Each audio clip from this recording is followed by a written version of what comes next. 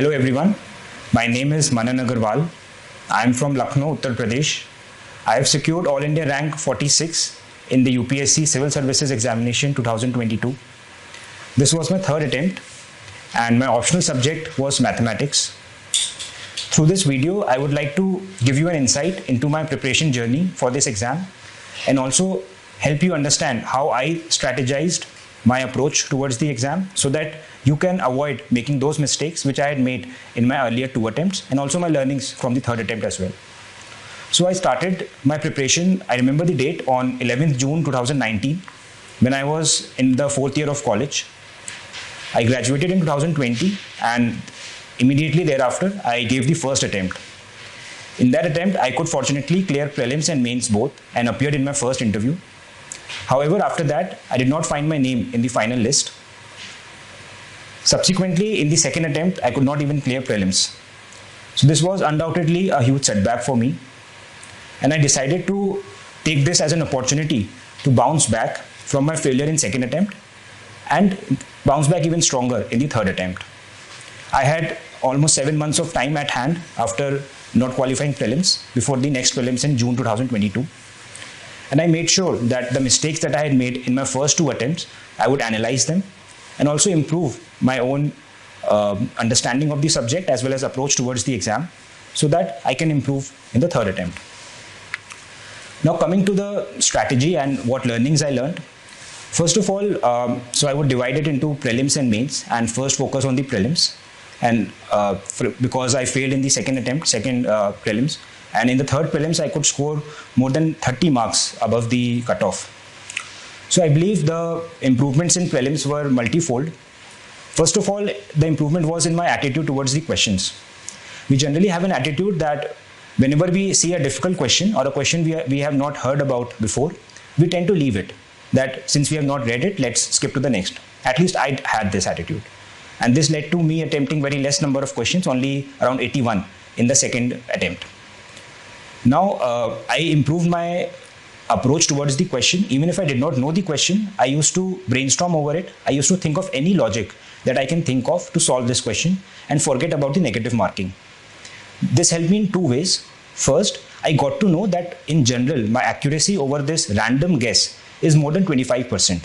And friends, we only need an accuracy above 25% to score a net positive. Let me give you an example.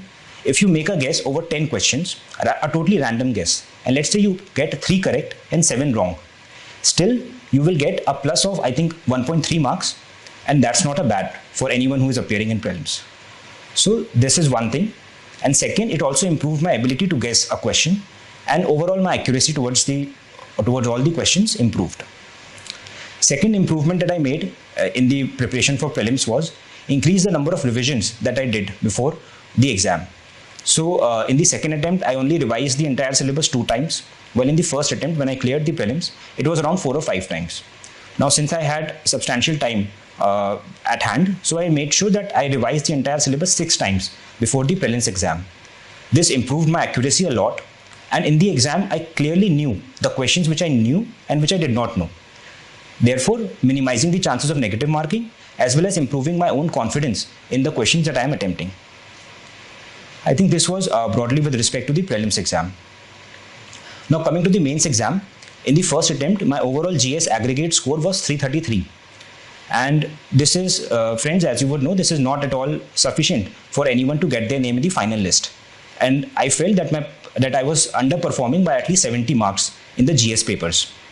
When I looked at the marks across the GS papers, in GS1, it was 75. In GS2, it was 90. In GS3, it was 82. And in GS4, it was 86. So as you can all guess that there was something lacking across all the GS papers. And as I also consulted my mentors, they also advised me that basically my approach towards answer writing is not up to the mark. And I need to improve on that. And for example, if the content had been lacking, then it would have been either in GS2 or GS3 in one of the papers. But in other papers, the marks would have been fine. But since the marks were average in all of them, therefore the general approach towards answer writing was not adequate.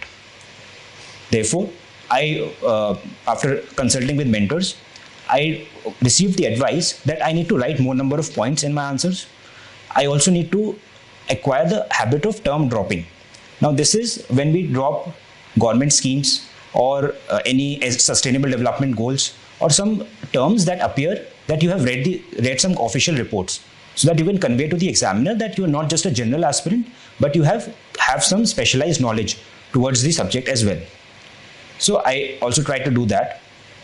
Third, I brainstormed over a lot of questions from test series.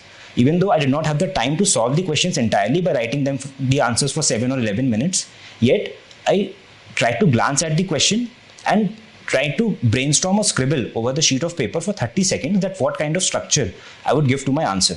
In this way, I was able to solve a large number of test series from multiple coachings in a very small number of time, and my brain was exposed to handling different types of questions in the exam. So I did not have the fear that even if I did not know the question, how would I solve it for the GS mains papers. Next, another approach was including more diagrams and structures and flowcharts in the answers. Earlier in my first attempt, I was a bit lethargic, that I would present my content and it is up to the examiner to read it and understand it and give me marks. However, as I found out, it does not work this way.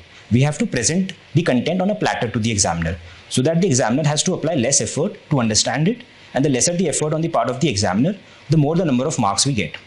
Therefore, we have to present our content in an attractive way and an easy to comprehend way.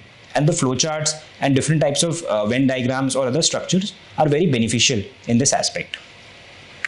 So friends, this was regarding the GS mains aspect. Earlier we covered the prelims aspect. Now I would also like to focus on the mental health aspect, which we sometimes, I think, is neglected during the preparation.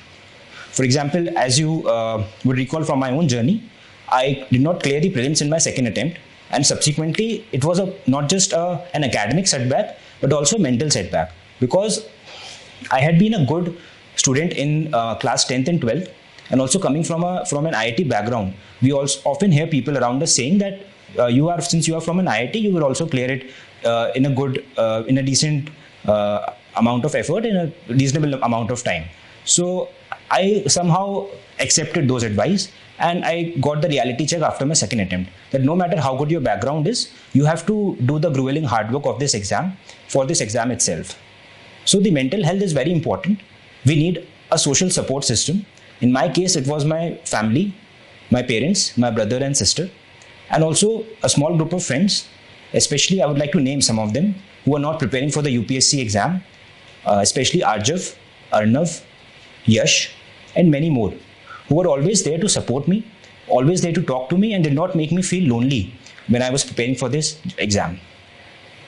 Apart from this, I would also like to suggest that since this examination is a 3 or 4 years journey, for example, in my case, it's extended for nearly 46 months, and that is exactly the same as the rank that I secured. So the journey can be long. So in this, do not ignore your physical health. Keep interacting with your friends even if not on a regular basis, still on an occasional basis. You can stay connected. You can stay connected to a sport or even to running or jogging, so that you are good physically and you are in a good health to appear for the exam. Because friends, as you would know, the mains exam lasts for 5 days spread over 2 weekends, and we have to write 9 papers, each paper of 3 hours. So it is not just a mental task but also physically demanding. So friends, this was some of the broad pillars that I felt were important in my preparation journey, and I hope you would benefit from this. I would also like to thank GS Score. As I said, I was solving a large number of tests for the prelims exam, and I found the papers set by GS Score to be of a very high quality when I attempted them, and it was not easy to score even above 100 in those papers. So I would like to thank GS Score in that regard, and thank you so much for sparing your time and watching this video. I hope you would benefit from it.